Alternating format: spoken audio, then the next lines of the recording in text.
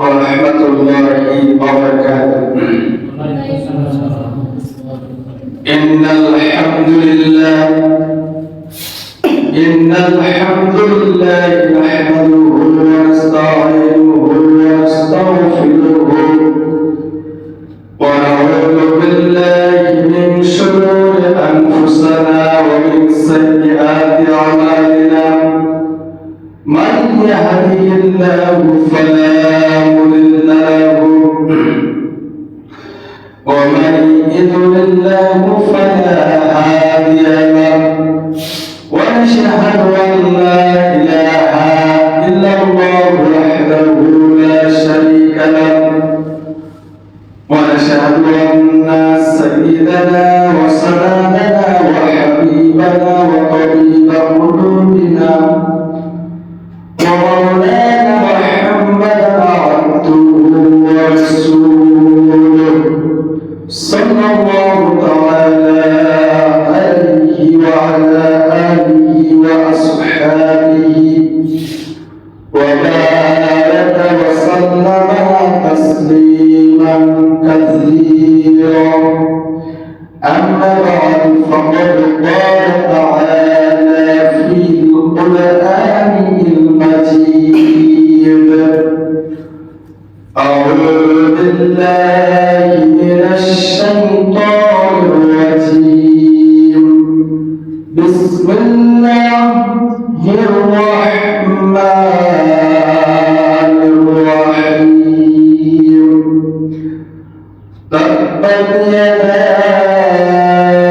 أبي لهب وتب ما أغنى عنه ماله وما كسب سيصلى نارا ذات لهب وامرأته حمالة الحطب في جيدها حبل من مسد. أما بعد فقال تعالى: إن الله وملائكته يصلون على النبي يا أيها الذين آمنوا صلوا عليه وسلموا تسليما. اللهم صل على محمد وعلى آل محمد كما صليت على إبراهيم وعلى آل إبراهيم إنك حميد مجيد. اللهم بارك على محمد وعلى آل محمد كما باركت على إبراهيم وعلى آل إبراهيم إنك حميد مجيد. আমরা এমন একটা মুসলমান দরুদ জানি, আসলে দরুদ পড়া আছে একটা খুতবা শুরুতে দরুদ পড়তে হয়, বুঝছেন? প্রত্যেক মজলিসে, কোরআনের মজলিসে খুতবার শুরুতে দরুদ পড়তে হয়। তা আমরা জোরে বলি, আমরা সবাই বলতে এভাবে পড়ি: আল্লাহুম্মা সাল্লি আলা মুহাম্মাদ ওয়া আলা আলি মুহাম্মাদ কামা সাল্লাইতা আলা ইব্রাহিম ওয়া আলা আলি ইব্রাহিম ইন্নাকা হামিদুম মাজিদ। আল্লাহুম্মা বারিক আলা মুহাম্মাদ ওয়া আলা আলি মুহাম্মাদ কামা বারাকতা আলা ইব্রাহিম وعلى آل إبراهيم إنك حميد مجيد. আলহামদুলিল্লাহ, সমস্ত তারিফ, সমস্ত প্রশংসা সে মহান আল্লাহর কাছে, যিনি আমাদেরকে সুন্দর একটি মজলিসে একটু আল্লাহর ঘর, সেই ঘরে আসা এবং বসার তৌফিক দান করেছেন। সে মহান আল্লাহর কাছে শুকরিয়া আদায় করি। সবাই বলে আলহামদুলিল্লাহ। লক্ষ কোটি সালাম মানবতার শ্রেষ্ঠ বন্ধু বিশ্বনবী বিশ্বনেতা ওই নবীর প্রতি আমরা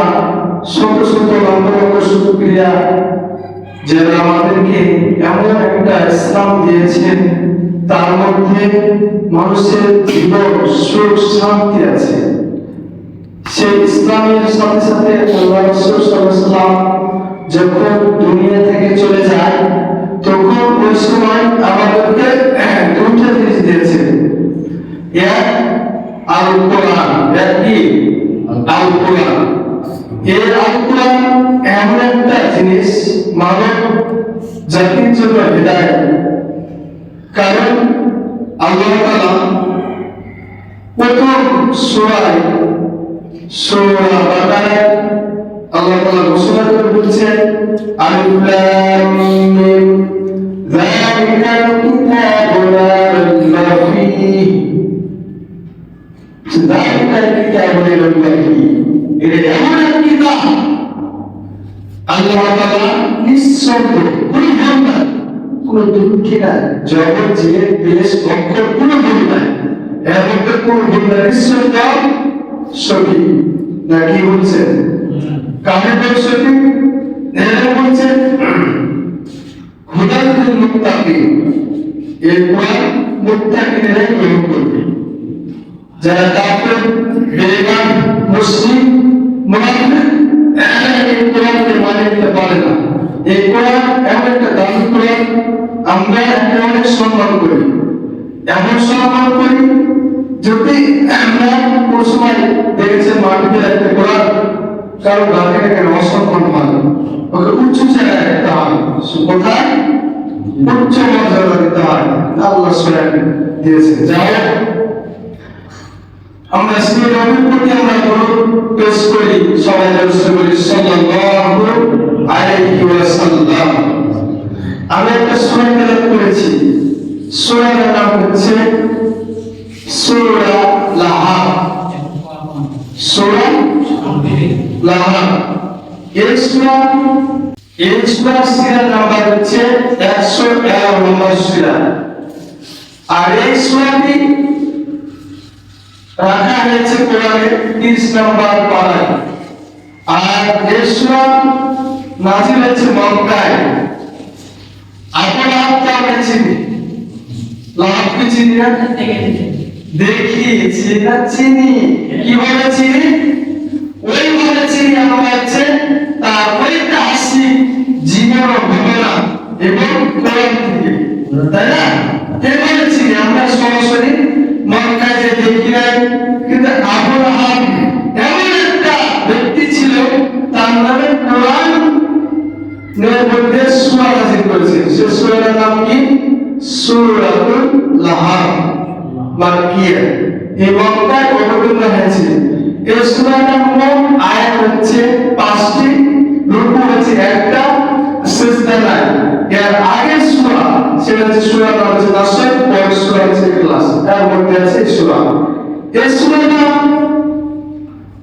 কোরআনে আবু লাহাব নামে সূরা আছে জানি না, কিন্তু কোন শুনেছে ফিরআউন নামে সূরা আছে? আছে। ইসলামের চূড়ান্ত দুশমন। আমরা জানি আবু লাহাব ইসলামের চূড়ান্ত দুশমন। আর তার সাথে সাথে আরো আছে না ফিরআউন। এই ফিরআউন কি চূড়ান্ত ইসলামের দুশমন না? এর নাম সূরা আছে? এর নাম সূরা না, কিন্তু কোরআনে আয়াত আছে, বর্ণনা করা আছে। আর নবুয়ত অত্যন্ত ইসলামের চূড়ান্ত সূত্র, এই নবুয়তের নামে কোরআনে সূরা নাই, কিন্তু নবুয়তের নামে আয়াত আল্লাহ তাআলা দিয়েছেন। আবু জাহেলের নামে সূরা নাই, আছে? কিন্তু আবু জাহেলের ঘটনা বলতে আছে। চূড়ান্ত দুশমন নবী করিম সাল্লাল্লাহু আলাইহি ওয়াসাল্লাম। আর এইভাবে অনেক ইসলামের সূত্র ছিল, কিন্তু আরো ছিল কুতুবা, সাইবা এবং আরো চূড়ান্ত সূত্র ছিল ইসলামের, ছিল না? এই চূড়ান্ত দুশমনকে আল্লাহ তাআলা নির্লজ্জভাবে বিতাড়িত করেছে, করেন নাই? দুনিয়া থেকে বিদায় করে দিয়েছে। নির্লজ্জ, লজ্জা। যেরকম আমাদের বাস্তব জীবনে যারা কোরআনের বিরোধিতা করে, কোরআনকে মানে নিতে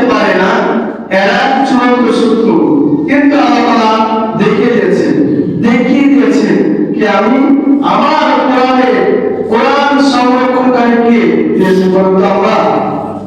আল্লাহ নিজ দায়িত্বে কোরআন সংরক্ষণকারী দিয়েছেন। যাই অত ঘটনা যাব না, আমরা সূরা আল-আহজাবের কিছু তথ্য জানবো। সূরা আল-আহজাব কিসের জন্য নাযিল করে জানালেন? আবু লাহাব এর নবীজির আপন চাচা ছিল, না? এই আপন চাচা কুখ্যাত, কিন্তু আবু লাহাব এমন কুখ্যাত এক লোক, শুধু নবী জিজ্ঞেস সাল্লাল্লাহু আলাইহি ওয়াসাল্লামকে খুব জ্বালাচ্ছে, নির্যাতন করেছে, জ্বালাচ্ছে। তাই আল্লাহ তাআলা এই এমন কুখ্যাত লোক একজন, আল্লাহ তাআলা তার নামে একটা সূরা নাযিল করেছেন। সেই সূরার নাম কি? সূরা লাহাব।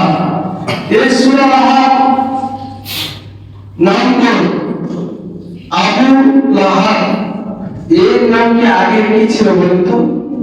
এর নাম আগে ছিল উচ্চা, ডাক নাম আমার ধ্যানে না, উচ্চা। আর আল্লাহ তাআলা এই উচ্চা নাম কোরআনে দেখলেন না, কারণ এই উচ্চা নামটা হচ্ছে শিরকে পরিণত। আর আল্লাহ তাআলা শিরকের নাম দিয়ে কি সূরা নাযিল করে না। তাই এই সূরা দিয়েছে কি সূরাতুল আবু লাহাব। আর এই সূরা থেকে আমরা জানবো কি কি বলছেন আল্লাহ তাআলা।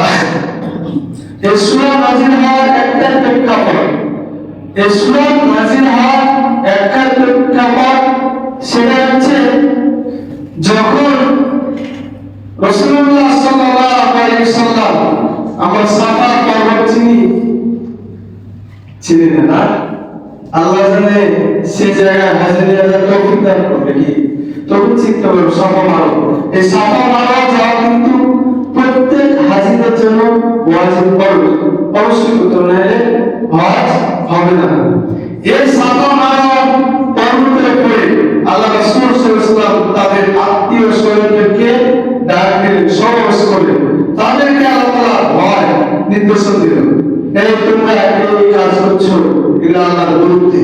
যেরকম মুশরিক ছিল, তারা হচ্ছে মূর্তি পূজা করতো, যে এইসব নির্দেশনা তাদেরকে ভয় দেখাতো। আল্লাহ রাসূল সাল্লাল্লাহু আলাইহি ওয়াসাল্লাম প্রতিউত্তরে আবু লাহাবের কটাক্ষ করতে লাগলো। প্রতিউত্তরে ওই সব ভয় দেখেছে, আল্লাহ ভয় দেখেছে, তার বিপক্ষে আবু লাহাব কটাক্ষ করলো। আর সেই সূরাটির সূত্রপাত হিসেবে প্রথম দিন আয়াত নাযিল হয়েছে। আর আল্লাহ তাআলা একটি আয়াত পরিপূর্ণ করে রাসূলুল্লাহ সাল্লাল্লাহু আলাইহি ওয়াসাল্লামকে সাফা পর্বতে আরোহণ করেছেন। তাই কুরাইশ বন্ধের উদ্দেশ্যে তো হচ্ছে ওই সময় ডাকতো আল্লাহ রাসূল সাল্লাল্লাহু আলাইহি ওয়াসাল্লাম সাফা পর্বতে, আপনি বান্দা আপনি মোতালে কই তোমরা সবাই আমাদের এই সমাবেশে আসো, সমাবেশে হাঁটতে।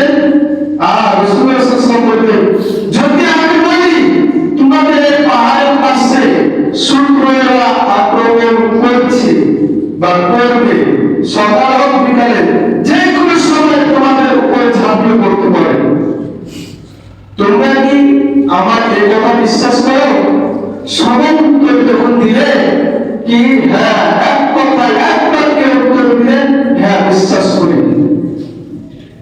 আর এই সময় সবাই এক বাক্য উচ্চারণ দিলেন, তবে তিনি বললেন, আমি দেখছি শিরক এবং কুফরের কারণে আল্লাহর পক্ষ থেকে তোমাদের নির্ধারিত ভীষণ আযাবের সম্পর্কে তোমাদেরকে সতর্ক করছি।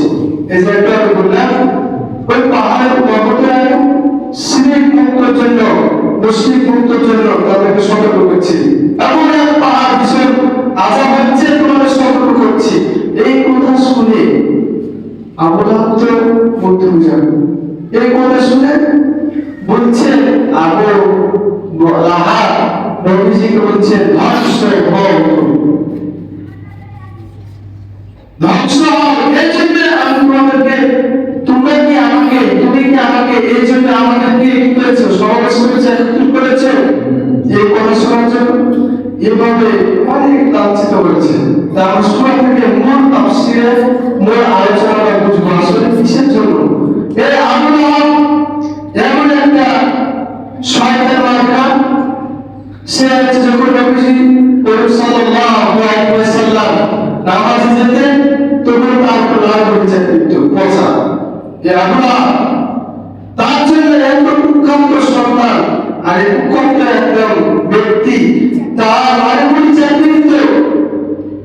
মা ফাতেমা নবীর কোনো মাসে পরিষ্কার করতেন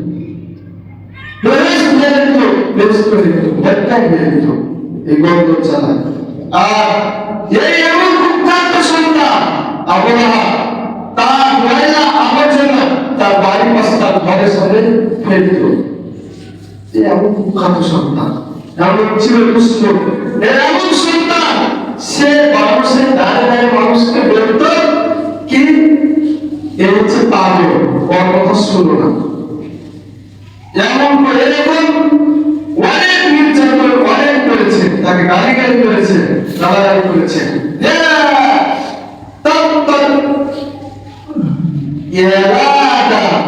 মোহাম্মদ এভাবে গালাগালি করত। তখন রাসূলুল্লাহ সাল্লাল্লাহু আলাইহি ওয়াসাল্লামের কাছে ওহী নাযিল হলো, ইন্না শানিআকা হুয়াল আবতার। এরপরে যখন রাসূলুল্লাহ সাল্লাল্লাহু আলাইহি ওয়াসাল্লামের নামে পড়লো, এভাবে খালি বলতে থাকতেন, খালি বলতে কি এ হচ্ছে মিথ্যাবাদী, এ হচ্ছে নির্বংশ। তার ছেলে ছিল তিনটা ছেলে মারা যাওয়ার পর তাকে নির্বংশ এবং আল্লাহ রাসূল কাছে জিবরাইল এসেছে, ইন্না শানিআকা হুয়াল আবতার। হে রাসূল, তুমি নির্বংশ না, তারাই নির্বংশ হয়ে যাবে। তাদের কি বংশ আছে? তাদের বংশ করেছে নাই, তাদের নরে নাম রাখে না। এমনকি প্রেক্ষাপট আমাদের এই বাস্তব জীবনে আমাদের অনেক দেশে দেখেন এরকম কুখ্যাত সন্তান আছে না, তারা হচ্ছে ইসলামের উপর আক্রমণ করে, কোন কৌশল মেলা ধরনের কৌশল করে তারা আক্রমণ করে। তাই আল্লাহ তাআলা এই সূরা আল-হাক নাযিল করে বলে দিলেন, আল্লাহ রাসূলকে বললেন জিবরাইলের মাধ্যমে, তাবতাতিয়াদা আবি লাহাবিন ওয়া তাব। এই কুখ্যাত সন্তানের জন্য আল্লাহ তাআলা নিজে বলছেন, আবু লাহাবের দুই হাত ধ্বংস হোক, সে নিচে। তাবতাতিয়াদা ধ্বংস হোক, ইয়াদা দুই হাত আবি লাহাবিন, আবু লাহাবের ওয়া বিওয়াদা, এবং ধ্বংস হোক সে নিচে।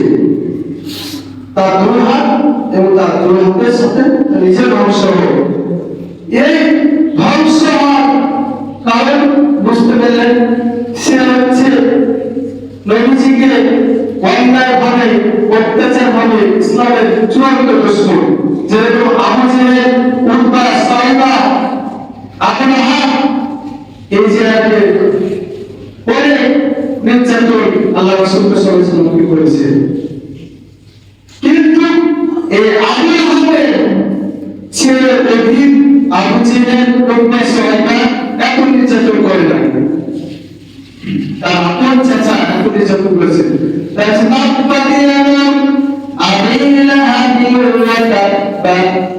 আবু লাহাবের দুই হাত ধ্বংস হোক এবং সে নিজে ধ্বংস হোক। দুই হাত ধ্বংস হয়ে যায়, দুই হাতে যা করেছে শুনে তাই বলে ক্ষান্ত হয় না। আল্লাহ রাসূল আল্লাহ আমার বলছে, মা বলেন আগের তার সম্পদ এবং যা সে উপার্জন করেছে তার কোনো কাজে আসছে কি? দেখেন আমাদের অবৈধভাবে, অন্যায়ভাবে, অত্যাচারভাবে সম্পদ লুটপাট করেছে, বলে না? তাদের কোন কাজে এসেছে? কোন কাজে আসে নাই। তার সব ধন সম্পদ যা উপার্জন করেছে সমস্ত ধন সম্পদ কোন কাজে আসে না, সব কমে চলে গেছে। তাই আল্লাহ তাআলা বলছেন তার কোন ধন সম্পদ কাজে আসে নাই, যা উপার্জন করেছে তার মাগুনা কোন কাজে আসে নাই। আনুহু তার মারুহি তার ধন ওয়া মা কাসাব এবং যা উপার্জন করেছে, যা উপার্জন করেছে। আমাদের অনেক ধন সম্পদে দেখেন আমরা অনেক ধন সম্পদ দেওয়ার পর আমরা ভালো কাজে লাগাই। এই আমরা এমন কুখ্যাত সন্তান, এই হচ্ছে বদমাশ, সে খারাপ কাজে ধন সম্পদকে ব্যয় করতে। এমন আবু জেহেল, উতবা, সাইবা এর সাথে হাত মিলাতে ইসলামের সুপ্রত করার জন্য। তাই আল্লাহ বলেছেন মা গুনাহু গুনাহু কাসাব, তার ধন সম্পদ এবং তার উপার্জন তার কোনো উপকারে আসে নাই। পক্ষান্তরে আল্লাহ তাআলা আরেকটা আয়াত নাযিল করে জানিয়ে দিলেন সায়াসুলা নারুন যাতা লাহাব, শীঘ্রই সে নিক্ষেপ হবে জাহান্নামে লেলিহান আগুনে। নিশ্চয় সে কি হবে? নিক্ষেপ করা হবে তাকে লেলিহান আগুনে। যেরকম সায়াসুলা শীঘ্রই নিক্ষেপ হবে নারুন আগুন বা জাহান্নামে, আর যাতা লাহাব লেলিহান। তাহলে এই তার জন্য আমরা বুঝতে পারলাম আবু লাহাব এত ব্যক্তিত্ব, সুগন্ধ ব্যক্তিত্ব, তার ঘরে নবী রাসূল পেয়েছে, তারপর তার দায়িত্বে পড়েছে, তাকে খাওয়াচ্ছে, পড়াচ্ছে, সব করেছে, কিন্তু এত কর্মসব কাজ করেছিল। কি কর্ম? তার নামে অপবাদ দিত, মানুষের জানতে করতে কি মিথ্যাবাদী, এই কবি এর কথা শুনো না, এই পাগল এর কথা শুনো না, এমনকি তার গায়ে ঝাড়ু ঘুরি চাপাচ্ছে, এইভাবে অনেক নির্যাতন করেছে। এই নির্যাতন করার জন্যই আল্লাহ বদ ঘোষণা করেছেন তাব্বাত ইয়াদা আবি লাহাব ওয়া তাব্ব, আবু লাহাবের দুই হাত এবং ধ্বংস হোক সে নিজেও, মা আবু লাহাব গুনাহু ওয়া কাসাব, এবং যা ধন সম্পদ উপার্জন করেছে তার কোনো কাজে আসে না। সায়াসলা নারুন যাতা লাহাব, সে হচ্ছে শীঘ্রই নিক্ষেপ হবে জাহান্নামের আগুনে। আমরা এখান থেকে জানি কি, দেখেন অনেক এখন পৃথিবীতে এমন সিস্টেম হয়ে গেছে, মোবাইলের ভিতরে এমন দুর্নীতি চলে গেছে, তাদের আলেম, আচ্ছা নবী রাসূলের পরে তার সাহাবীগণের পরে কি আলেম, ওলি, আওলাদ, তাই কি না? এদের কি নিয়েও এরকম করে না, কি তাফসীরে যাওয়া না, বইয়ের শোনো না, এই কথাগুলো শোনো না, কোরআনের ঘোষণা দেওয়া হয়, তাদেরকে সুসংবাদ দেওয়া হয়, তো এরকম করে না। এমনকি আলেম এবং হুজুরের পিছিয়ে লাগে থাকে, সবসময় খোঁজ করে বলে, যদি পায়খানা তো যায় কেমন করে পায়খানা করছে তা দেখে বলে, করে না, দিয়ে বাইরে সমালোচনা করে, এই হুজুর এরকম করে কি না? এরকম করে। কিন্তু এরকম দুঃশয়তানি বদমাশি আছে, আবু লাহাবের মতো শয়তান মার্কা আছে না? আছে, দুনিয়াতে আছে, এখনো বেঁচে আছে। এখানে কি আবু লাহাবের জন্য কি এই আয়াত নাযিল করে মানুষকে কি থুয়েছে তেলাওয়াত করার জন্য? এখান থেকে শিক্ষা নেওয়ার জন্য ঐতিহাসিক ইতিহাস করে রেখেছেন আল্লাহ তাআলা রাসূলের মাধ্যমে। তাই এই ঐতিহাসিক থেকে আমাদের শিখতে হবে। আমাদের যেখানে কোরআন, যেখানে মসজিদ, যেখানে নবী, যেখানে রাসূল, সেই জায়গায় আমরা ঝাঁপিয়ে পড়ব, সেই জায়গায় আমরা ঝাঁপিয়ে পড়ার সাথে সাথে আমরা সেই জায়গায় আমল করার, সে বাস্তব করে জীবন পরিচালিত করব। আমরা এমন হয়ে গেছি মুসল্লি, আমরা এমন জনগণ হয়ে গেছি, আমরা এমন মানুষ হয়েছি, আমরা এমন ইনসান হয়েছি, আমরা ইমামকে ইমাম মনে করি না, ইমামকে ইমাম মনে করি না। আজ যদি প্রত্যেক মসজিদে ইমামকে ইমাম মনে করতো, তাহলে দেখতেন অনেক শিক্ষা অর্জন করতেন, অনেক শিক্ষা অর্জন করতেন। কারণ দেখেন আমরা যখন মন্তব্য পাই, তুমি ছোট ছেলেদের ভাই শয়তানি করো না, এই কাজটা করো, ওই কাজটা করো, এদিকে দৌড়াদৌড়ি করো না, এগুলো করো, তো তার কথা শুনে না, শুনে না, ভয় করে না ইমামকে, ইমামকে ইমামের মতো মর্যাদা দেয় না, হ্যাঁ দেয় কি না? কিন্তু আমরা মনে করি কি আমার বয়স অনেক, হুজুর তো ছোট, এরকম ভাবে, তাই না? কে শুনে আমার কথা? আসলে আমার কথা বলি না কোরআনের কথা? হ্যাঁ, এই তো কে শুনে ভক্তের কথা? সে তো পাগল। আল্লাহ তাআলা কি কথা বলে? এই যে আবুল আহমদ মার্কামুখে আমরা জিনিসের মধ্যে, আমরা জীবনের মধ্যে আমাদের মেধাকে, আমাদের জ্ঞানকে সেভাবে আমরা পরিচালিত করার চেষ্টা করি, তারা অনেক শিখতে পারে। এখন যদি মক্তব ছাত্ররা তারা হুজুরকে সম্মান দেয়, হুজুরদেরকে নসিহত করে, হুজুরদের খেদমত করে, আর আমরা ওয়াজ শুনতে আসি, মাহফিল শুনি, কিন্তু হুজুরকে সম্মান দিই না, হুজুরকে সম্মান দিই না। তাই এই চেষ্টা করতে হবে আল্লাহর ওয়ারিস যারা, তারা সবাই দায়িত্ব হচ্ছে তাদেরকে সম্মান দেওয়া, তাদেরকে হচ্ছে মর্যাদা দেওয়া, তাই না? তাই কি না? সম্মান দেওয়া এটা ফরজ। এটা কি ফরজ? আপনারা পরস্পর করেন, সারা জীবন 5 ওয়াক্ত নামাজ পড়েন, হজ করেন, যাকাত দেন, তার আগে তো আপনি ধ্বংস হয়ে গেছেন। ফার্স্ট স্টেপে আপনার জীবন, আখলাক, আকীদা সম্পর্কে আমি তার বাড়িতে ছিল কি, বাড়িতে কি ছিল? নবী ছিল। কে? তার ভাতিজা। তার নাম কি? রাসূলুল্লাহ সাল্লাল্লাহু আলাইহি ওয়াসাল্লাম। মুহাম্মাদুর রাসূলুল্লাহ সাল্লাল্লাহু আলাইহি ওয়াসাল্লাম। তাকে মাইনে দিতে পারে, তাকে দেয়াচ্ছে করে, তাই হেদায়েত পায়নি। এমনকি মৃত্যুর সময় তাকে কালেমে পড়ার অনেক চেষ্টা করেছে, এমনি নিয়ে নাজিল করে সূরা। দেখেন আবু জাহেলের নামে সূরা নাজিল করেনি, আবু আহাবের নামে সূরা নাজিল করেছে, নমরুদের নামে সূরা নাজিল করে দেন, কিন্তু আবু আহাবের নামে সূরা নাজিল করে বাস্তব জীবনে দিয়ে দিয়েছে কি আসলে নবী রাসূল কি এমন একটা জিনিস সম্মান দেয়। এতে আমরা শিক্ষা পাই কি, নবীদের নবী তো নাই, আমাদের তো সাহাবী নাই, নবী নাই, তাদের ওয়ারিস আছে, আছে কি না? অনেক জায়গায় ঘরে ঘরে ওয়ারিস আছে না, তাদেরকে সম্মান করবে। তা সম্মান না করলে বুঝছেন আপনার যত ধন সম্পদ, আপনার 2টা হাতের কামাই, 2টা হাত সব কিছু ধ্বংস হয়ে যাবে।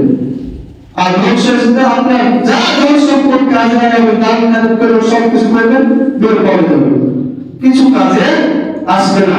আর শেষ পর্যায়ে আল্লাহ তাআলা নাযিল করেছেন এটা হবে মতনই এর সাথে সাথে দুই মাইতে পেছে একসাথে দৌড়ে গেলে কি জাহান্নামে নিক্ষেপ করা হবে আগুনে। তাই আমরা ওয়ারিসদেরকে, নবীদের ওয়ারিস, ওলিদের ওয়ারিস, তাদেরকে সম্মান করব। তারপরে আমরা দেখেন না ওলিদের ওয়ারিস থাকে না, আরো ভালো মিলা ওদেরকে সম্মান করা আর ঘৃণা করা পার্থক্য আছে, আছে কিনা? এটা দেখবেন। তারপরে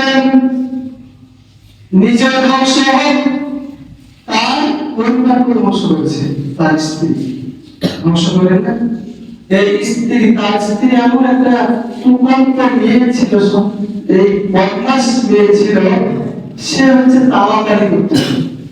তা আপনার স্ত্রী, আমাদের স্ত্রী তো অনেক ভালো না, তাড়াতাড়ি করেন, তাড়াতাড়ি বুঝেন, হ্যাঁ, এক জায়গায় ঝামেলা জর্জর হচ্ছে, ওখানে আরেকটু কুস্কারিতে ভয় দিয়ে কর মানে আবার একজনের মধ্যে আরেকজনকে লাগে, মানে পেট্রোল দেয়, আগুনের পেট্রোল দিলে জলে না নেবে, জলে না নেবে, আর পানি দিলে পানি এমন একটা জিনিস ঠান্ডা হয়, তৃপ্তি হয়, শান্ত হয়। আর আগুন এমন একটা জিনিস কলিজা রক্ত পুড়িয়ে দেয়।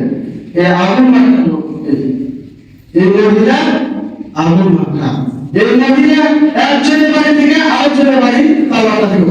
আসলে এই আলোচনা আমরা দুইটা সম্পর্কে জানবো। এক জায়গা পুরুষের সম্পর্কে, আগুন আগুন কিন্তু পুরুষেরা তো তাড়াতাড়ি করে না, বকুড়া বকুড়া করে কি, তাদের তো রক্ত ভেজা, তারা সরাসরি করে। যেরকম আমরা আরো সরাসরি বলেছে, ওর কথা মানে না, ওকে গায়ের চলে না, বলছে পাগল, বলছে ছাগল, কবি তাকে গায়ে পরিচয় করছে, আমরা তো তাই করি। তাই এই স্ত্রী, তার স্ত্রী ছিল এক কাক বহনকারী, আবু লাহাবের স্ত্রী কাজ বহন করে। তার প্রকৃত নাম হচ্ছে আবু লাহাবের স্ত্রীর নাম হচ্ছে উম্মে জামিল।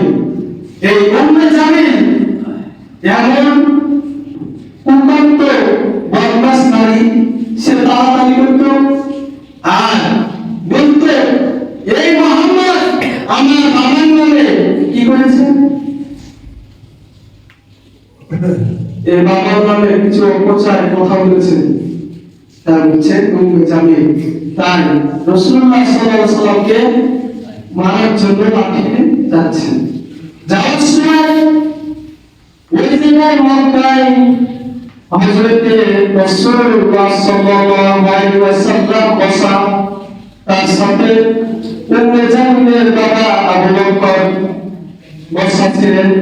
তো লাঠি নিয়ে যাওয়ার সময় রাসূলুল্লাহ সাল্লাল্লাহু আলাইহি ওয়াসাল্লামকে বলছেন, আবু বকর বলছেন, ইয়া রাসূলুল্লাহ, আমার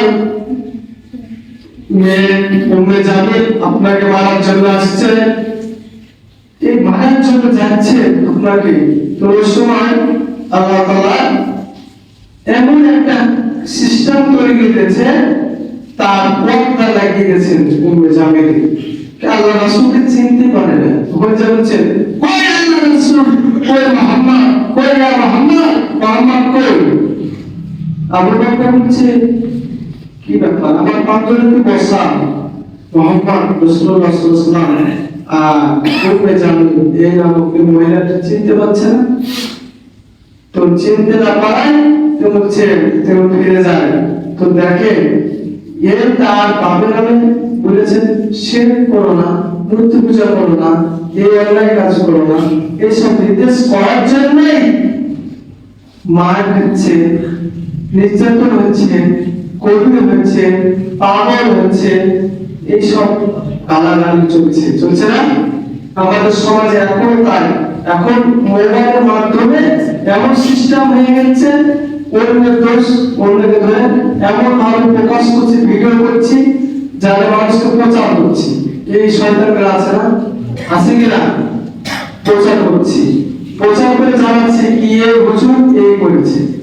আসলে কি এগুলো ঠিক? এগুলো একটা সত্য না, সব মিথ্যা, মিথ্যা অপবাদ। তাই উম্মে জামিল এক বাড়ি থেকে আরেক বাড়িতে এই আলোচনা করতে সে ছিল তার পয়েন্টকারী। তাই আর এই হচ্ছে উম্মাতুল মুহাম্মাদ তাআলা এবং তার স্ত্রী জালালি কাজ বহনকারী, আর ফিজিদিয়া হাবলুম মিন মাসাদ, তার গলায় থাকবে খেজুরের ডালে আঁশের পাকানো রশি। এই পাকানো রশির একটা পার্থক্য আছে। তার দুনিয়াতে একটা চেন ছিল, এমন দামি চেন, এই চেনটা উত্তর কি আমাদের মুহাম্মদ সাল্লাল্লাহু আলাইহি ওয়াসাল্লামকে অন্যায় করা, বিপদ করা, নির্যাতন করার জন্য আমার এই চেন বিক্রি করে হলে সাহায্য করব। তাহলে আল্লাহ তাআলা বলেছেন, বিজিরিহা হাবলুম মিন মাসাদ, তার গলায় থাকবে খেজুরের ডালের আঁশের পাকানো রশি, পাকানো রশি। তাড়াতাড়ি করা খুব খারাপ। যারা তাড়াতাড়ি করে, এই স্ত্রী মহিলা, যারা মহিলারা তাড়াতাড়ি করে অন্যের কথা লোকে লাগায়, একবার থেকে আরেক বাড়ি দৌড়াদৌড়ি করে, আগুন ধরাধরি করে, এরা হচ্ছে উম্মে জামিল আবু লাহাবের স্ত্রীর সঙ্গী হবে। বললে না যে যার মহব্বত তার সন্তান কি কেমন, যার সাথে যার মহব্বত করবে, কিভাবে মহব্বত করে ও আর দৃষ্টান্তগুলো দেখে অনুসরণ করি আসলে কি করছে আমাদের দৃষ্টান্তের সাথে দৃষ্টান্ত মিলে তো মহব্বত মিলে গেল। মহব্বত কেমন না, যখন আপনি নামাজ পড়েন, আমি নামাজ পড়ে আপনার দেখি, এই যে মহব্বত তৈরি, নামাজ পড়লে ফলাফল কি, আল্লাহ তাআলা জান্নাতুল ফেরদাউস দেয়, এরকম সিস্টেম। তাই এই যে তার স্ত্রী তাড়াতাড়ি করে, যে মহিলারা তাড়াতাড়ি করবে তারা এই আবু লাহাবের স্ত্রীর সঙ্গে যাবে, তাদেরকে এই ফলাফল প্রতিহত করতে হবে। সূরা লাহাব এমন একটা সূরা, আমরা সবাই জানি, সবাই মুখস্থ আছে, কিন্তু আসলে কি বলে সূরা লাহাবের মধ্যে কি মূলনীতি, এটা তো আমরা জানি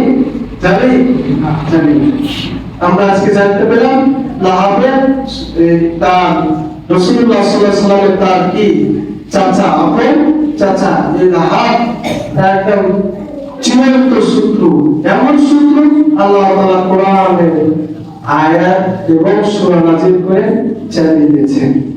আমরা কিন্তু আল্লাহ তাআলা আমাদেরকে সূরা লাহাবে যা কিছু আলোচনা শুনলাম আমাদেরকে আমল করার তৌফিক দান করুন। আলহামদুলিল্লাহি রাব্বিল আলামিন।